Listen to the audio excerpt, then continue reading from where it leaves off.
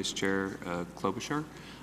The first part of my testimony, which I'll summarize very briefly, looks into the impact of struggles like that we're currently having on measures of policy uncertainty, and I discuss the academic literature that suggests that debt limit showdowns and budget poker like we're playing historically has led to very high levels of policy uncertainty, and that has harmed the economy quite identifiably. And so I think that it's crucial that we think of a better way to do it, and perhaps now is a good time to have that conversation. My next observation in my testimony is that most developed countries around the world have significantly more advanced budgetary rules than we do in the U.S., often encoding specific targets that constrain the action of policymakers. And I know you're all really busy, but if you have time to look at anything in my testimony, the chart that says percentage of OECD countries with fiscal rules is something that I would actually commend to your attention.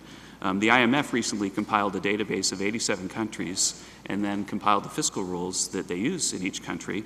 And it's actually a pretty astonishing chart if you see that almost 90% of countries have either a budget balance rule which constrains their deficit as a share of GDP, or have a budget balance rule, a debt rule where aggregate debt as a share of GDP is capped at some number. That's about 70% of the countries. And increasingly, countries are relying on expenditure rules as well, and even revenue rules where they cap these at some point.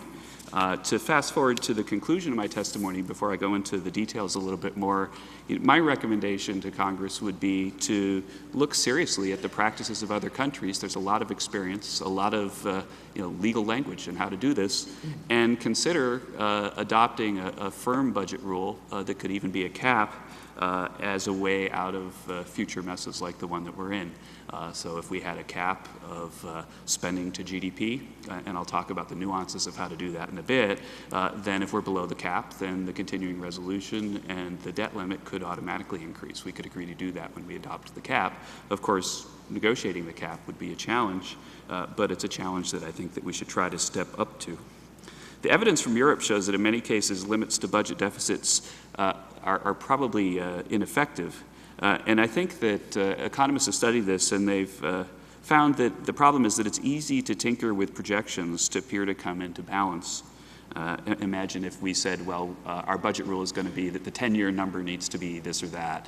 We can't have a deficit bigger than X, 10 years from now, GDP, that would be easy to game and highly dependent on assumptions. It creates a situation where one side will favor lower taxes. Also, if you focus on deficits, one side favors lower taxes and lower spending, for example, while the other side might favor higher taxes and higher spending, and each can point to their plan as meeting the deficit ceiling, when in fact I think the argument is ultimately going to be about the size of government. Because of that, my testimony suggests that what we ought to do is consider a rule that caps the size of government at some number that we all agree to. In order to help stimulate thinking and debate about what that cap might look like, I have another chart that compares non-interest spending, which a proposal of Mr. Brady's from a few years ago helped convince me that you shouldn't include interest spending if you're going to have a budget cap, because you don't really control the interest rate, certainly at the long end.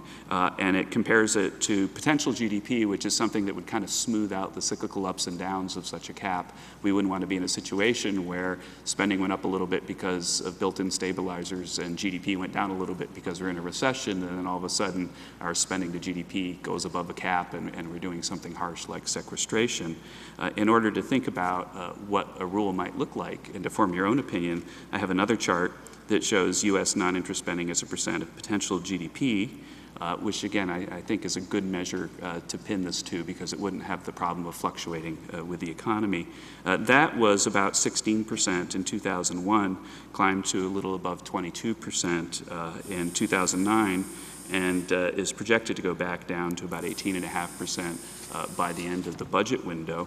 I think that if you took a number in there and agreed to set that as the limit of spending to GDP, potential GDP, and then agreed that if we were below the limit, then we automatically increased the debt limit and automatically had a continuing resolution, then we would accomplish two goals. We would have a constructive debate about the size of government, about the thing that really is in dispute, and we would exit the world that is described in my first chart, which shows how much policy uncertainty has been skyrocketing at times when we have debates like this.